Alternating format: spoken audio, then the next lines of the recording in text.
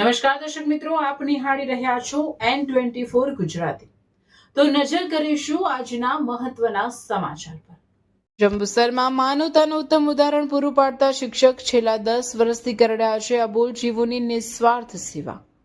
કહેવાય છે કે શિક્ષક એ સમાજનું દર્પણ છે અને તે રાષ્ટ્રનું ઘડતર કરે છે, પરંતુ જંબુસરના એક શિક્ષકે આ વ્યાખ્યાનને વધુ વિસ્તારીને જીવદયાના માધ્યમથી માનવતાનો એક નવો જ રાહ ચીંધ્યો છે। જંબુસરના શિક્ષક ઉમેશભાઈ બ્રહ્મભટ્ટ છેલ્લા એક દાયકાથી કોઈ પણ પ્રકારના સ્વાર્થ વગર અબોલ જીવોની સેવા કરી રહ્યા છે। દૂધ, બિસ્કિટ અને કેળા સાથેનો સેવા યજ્ઞ ઉમેશભાઈનો દિવસ માત્ર શાળાના પુસ્તકો પૂરતા મર્યાદિત નથી। તેઓ દરરોજ સવાર સાંજ પોતાના ઘરેથી નીકળી પડે છે એક અનોખા મિશન પર।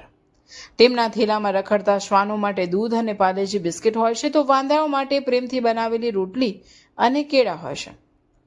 ટંકારી, ભાગોળ, પિસાદ મહાદેવ મંદિર વિસ્તાર, આસપાસની તમામ સોસાયટીઓ જીવદયા એ જ સાચો ધર્મ।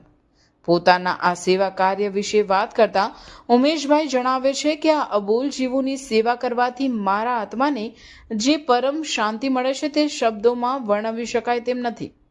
જીવદયા એ જ મારું સાચું ધર્મ છે અને જ્યાં સુધી શ્વાસ છે ત્યાં સુધી આ સેવા યજ્ઞ ચાલુ રાખીશ। સ્થાનિકોમાં આદરની લાગણી।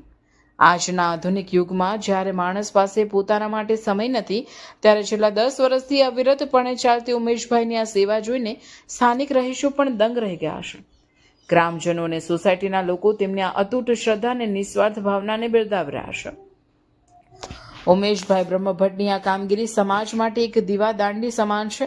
એક શિક્ષક તરીકે તેઓ બાળકોને માત્ર પુસ્તકનું જ્ઞાન જ નહીં, પરંતુ જીવ માત્ર પ્રત્યે દયા રાખવાના સંસ્કારોનું પણ સિંચન કરી રહ્યા છે।